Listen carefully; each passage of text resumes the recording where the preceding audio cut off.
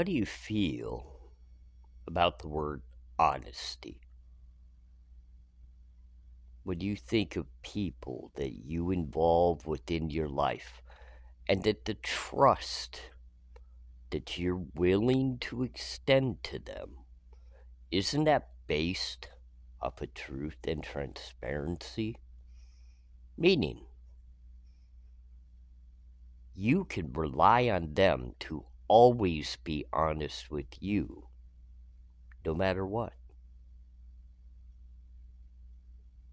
Now, how would you feel in not only your thoughts and in your feelings and emotions from deep within if you literally knew those who were trusted to serve and protect you and your family and all of your loved ones in life were actually trained to lie? I'm A.R. Hayes. This is Convict's Thoughts. And it's not an easy discussion to have. And many would look at me and say, but AR, look at your background. Look at where you come from. You're a LE hater. You don't like the authorities because of where you've been and the fact that they've been the one that had to put those cuffs on your wrists and take you into the jail for the crimes you committed, AR. And I just shake my head and I look at him and I say, nobody put me in jail or into any of those situations other than my own self.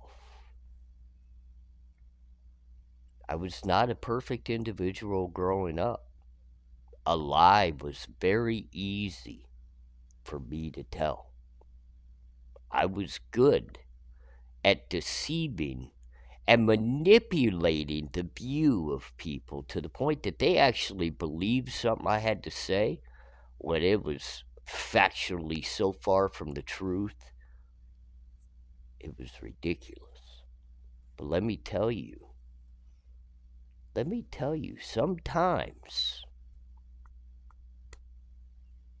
heads butt within that interrogation room, or even in just a back and forth with law enforcement or investigators, when they're trying to manipulate someone in to telling on themselves. How many different interrogations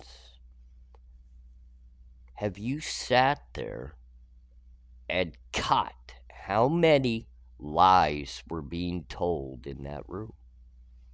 In the interrogation room. Between law enforcement investigators of high profile crimes and the people that were being investigated, suspects of those said crimes being committed. Many interrogations go on for hours, some of them for days. And if you really dive in, how many lies do you catch being told? But the scary part is, hit the pause button for a minute and really think about it. That's a pretty important question to be asked, and the answers to that are very important. So hold for a minute and just think about it. How many lies in a normal interrogation within that room are being told? But the better question, and the most important answer that could kind of come to that, who's the one lying? Why is that important? Well, we got to pump the brakes a little bit because, first, the number one thing I want to say is law enforcement as a whole is not a cumulative group of people that are all liars. That's not what I'm trying to say or project upon anybody. Law enforcement has one of the most difficult jobs across the board in society. It's dangerous. It's very in-depth in the techniques that need to be utilized. There's a lot that goes into not only the job itself, but the training that they have to endure to become the top of what they do.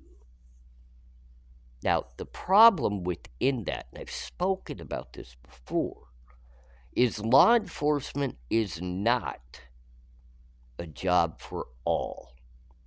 Not everybody is equipped or capable of being a law enforcement officer or higher. I'll tell you right now, nobody would have wanted to see me as a law enforcement officer, especially at a younger age in life. It wouldn't have worked, and there would have been many of reasons why. I would have ended up being a corrupt law enforcement officer, most likely, because I was addicted to money, so I could have easily probably been paid off, bought, bribed, whatever it might have been. I also had a temperament that did not have the patience for people's outlandish ignorance or disrespect towards others, and I believe that temperament could have boiled over and really affected people in a negative way. Now, I'm not the only one in society that is not equipped or capable of being a law enforcement officer. But I'll tell you what, if you put me in an interrogation room with investigators and people that are trying to solve a crime, it's a real head-crashing moment because it's two people of equal capability of playing mind games and being dishonest. I've done it through the entirety of most of my lifetime. I used to frustrate interrogators because I could play little games with them, but I knew, and I would even make the statement, I'm not winning the battle because you're on the equal level as me, because everything coming out of your mouth has been false or incorrect as well. But I was always the one being the individual being interrogated and investigated that was expected to only tell the truth. Otherwise, it looked bad upon me. Why is that? Think about that. Why is an official law enforcement agent or detective, investigator, whatever you want to call them, that's been hired, trained, supposedly a leader within the community to protect and serve all, including the rights of individuals? Why are they allowed to sit right on the other side of the table from an individual that has not been proven innocent or guilty? Why are you allowed to lie? But the minute that I tell something that's just a little off of the factual, honest basis, I can be looked at in a way of being deceptive or lying. But you get away with it. You're actually trained to do it. So when issues arise within cases, and one of the cases that's clearly in the view of many is within Idaho, and it's not the Idaho 4 Brian Kober case. It's actually a case that involves some of the people that were investigating in the Idaho 4, but they were in charge of an investigation and interrogation of another individual in Idaho that was being accused of murder, and it's found out they were deceptive, lying, and did not handle the interrogation or that investigation on an honest, integrity-based method or way. They didn't lose their job.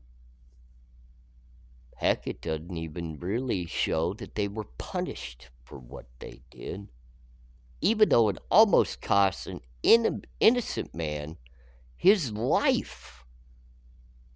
He could have spent the rest of his life in the penitentiary because those that were trusted to be the upstanding citizen and investigative team that's there to serve and protect lied. But no issues ever came from it. And this happens constantly. Every single time a suspect or someone within that interrogation room is in a back and forth discussion with investigators, lies are being told. Lies are being told. Just go back. Watch a few interrogations. If you're not one that really does it much, go watch a few. I've been in a few myself. They can get quite interesting. The stories that get told. I've even had it where they've said someone actually died or passed away when they were completely just fine and alive. But they needed to get the suspect riled up so that they would begin talking and maybe giving up information. Is this literally the way that everybody is comfortable that crimes get solved?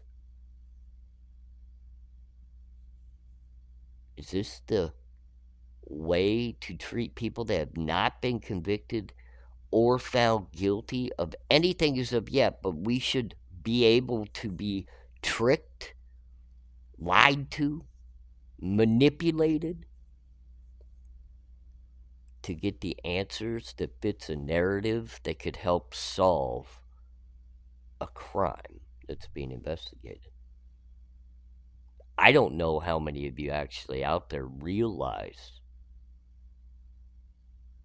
the best way for a prosecution to be able to prosecute a case is when an actual suspect / defendant actually tells on themselves and admits to the crime. Saves all the hassle of the trial, all the hassle of bringing in the witnesses and everybody getting on the stand, and it also fully protects everything that happened within that interrogations room discussions of all the lies being told. But what's really interesting, if you think it all out, what happens when these individuals have to get onto the stand during trial and testify? Because, yes, the interrogators and many a times the investigators and law enforcement involved in the actual case have to get up on the stand to testify to things that they were a part of within the investigation. Can we all trust that a liar can just flip the switch and stop being a liar? Because if that was the case, why do I have so many people from my past that could still possibly say they have trust issues with me because of my lying in the past? Come on, isn't that a little bit of a double standard? I tell you a lie. You have a problem trusting me because I've lied to you. It kind of makes sense to me. Really kind of does, because if I had the capability of being dishonest, that probably means I never cared enough about you or the situation to be honest with you. So what's going to change that in the future? But on a day in and a day out basis, these people that are investigating these crimes, do they literally have a switch that they turn on and off where today it's okay to be dishonest, tomorrow we're completely honest? I have this inner gut feeling that they struggle at times, even though they state the only way or reason why they're dishonest is because it's a part of the job and they're really trying to solve the crime. Well, that's great. Have you ever told a lie to your wife? Have you ever told a lie to your kids? Why would you, right? Those are people you love and care about. You don't have to lie to them.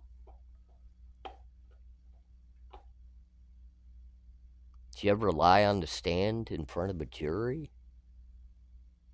Did you ever lie to a coworker that was helping you investigate?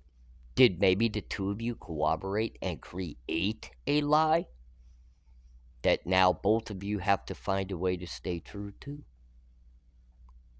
Come on, ladies and gentlemen, you got to really think about it. And that's why when you get into cases that are being investigated, like the Idaho 4, where you have the same individuals, the same officers that were involved in a prior case, the same prosecution that knows about those issues.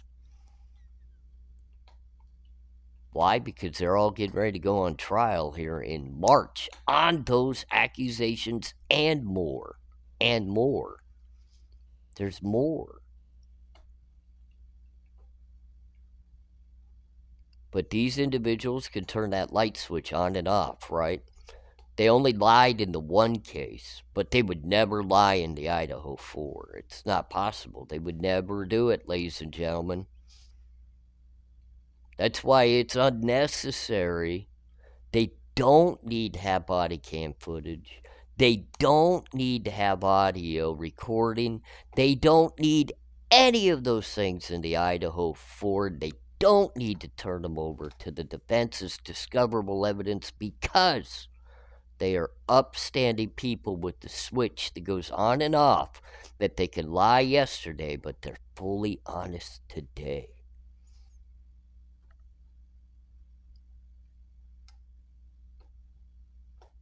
I don't know if it works that way, ladies and gentlemen. I know for me, I have a lot of lost, very important people's relationships in my life because of the fact I didn't have that switch that I could turn on and off the line. I just had to finally make a decision later in life. It wasn't worth lying anymore because it had already cost me so much. What was the point of continuing to do so? I think we need to hold the system more accountable to the fact maybe laws need to be put into place where honesty by the investigating good team, the protect and serve people, the ones that we all should trust to protect our loved ones, our families, should across the board have to follow a policy of honesty. Don't lie during interrogations for any reason.